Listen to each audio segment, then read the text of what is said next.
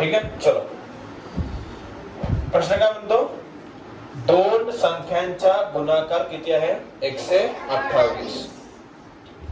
जर त्यापैकी एक संख्या दुसरीच्या दुप्पट असेल. आता बघा, जी संख्या दुप्पट असणार ती मोठी संख्या असणार आणि जी संख्या लहान म्हणजे दुप्पट म्हणजे दुप्पटवाली संख्या काय असणार मोठी, तर दुसरी संख्या काय राहणार लहान.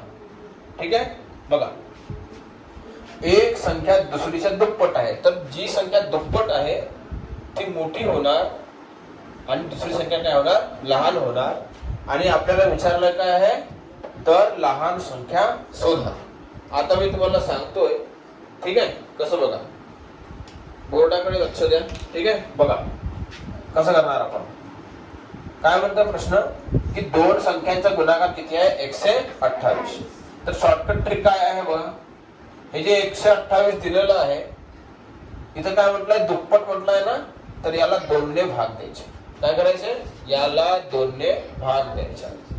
128 भागीला 2 करणार किती येणार 64. किती येणार 64. बघा काय म्हणते, दोन संख्यांचा गुणाकार आपल्याकडे किती दिलेला आहे 128. लिहा नको, लिहाच नाही हवा.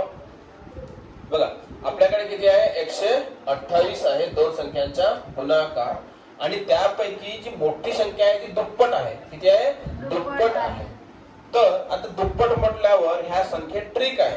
ठीक आहे, की जी संख्या दिलेली असते जर ते दुप्पट असला तर त्याला 2 ने भाग द्यायचा. कितीने भाग द्यायचा 2 ने भाग द्यायचा.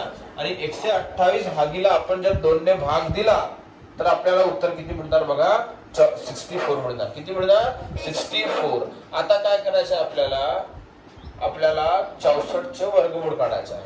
ठीक आहे. 64 चे वर्गमूळ किती होणार सांगा रे. 64 चे वर्गमूळ 8 होणार. बरोबर. 64 चे वर्गमूळ किती होते 8. ठीक आहे. 64 चे वर्गमूळ किती 8. तर 8 झाली तुमची लहान संख्या. हे झालं तुमचे उत्तर. खतम. पुन्हा बघा काय करायचं, 128 भागीला किती करायचे 2. काय म्हटलं प्रश्नात, दोन संख्यांचा गुणाकार 128 आहे. जर त्यापैकी एक संख्या दुसरीच्या दुप्पट असेल तर लहान संख्या शोधा. तर लहान संख्या काढायचा फॉर्म्युला काय ते बघून घ्या. ठीक आहे. लहान संख्या काढण्याचा फॉर्म्युला असा आहे की जी संख्या दिलेली असते इथे जर दुप्पट म्हटलं तर त्या संख्येला कितीने भाग द्यायचे 2 ने. जर तिप्पट लिहिलं असणार तर 3 ने. जर चौपट दिलेलं असणार तर 4 ने. बरोबर. आणि जर 5पट दिलेलं असेल तर 5 ने. तर 128 भागीला 2 केले किती आला 64. किती आला 64. आणि मग 64 चे किती काढायचे वर्गमूळ काढायचे आणि 64 चे वर्गमूळ किती होते 8. तर ही काय झाली तुमची लहान संख्या. ठीक आहे. आता जर तुम्हाला समजा प्रश्नामध्ये मोठी संख्या विचारली, काय विचारली मोठी संख्या काय राहणार, तर जास्त काही नाही करायचं. दुप्पट आहे म्हणते ना मोठी संख्या, तर 8 ला 2 ने गुणायचं आणि 16. आणि बघा जर तुम्ही 16 गुणीला 8 केले तर उत्तर किती बघा 8 सकम 48. 8 1 8. 8 आणि 4 12. बघा दोन संख्यांचा गुणाकार किती आहे 128. त्यापैकी एक संख्या दुसरीच्या दुप्पट आहे. तर तुम्ही बघू शकता 16 हे 8 चे काय आहे दुप्पट आहे. डबल आहे 2 टाइम्स आहे का. 8 चे दुप्पट किती होते 16 आणि त्याचा गुणाकार किती होते 128. तर दोन संख्यांचा गुणाकार किती 128.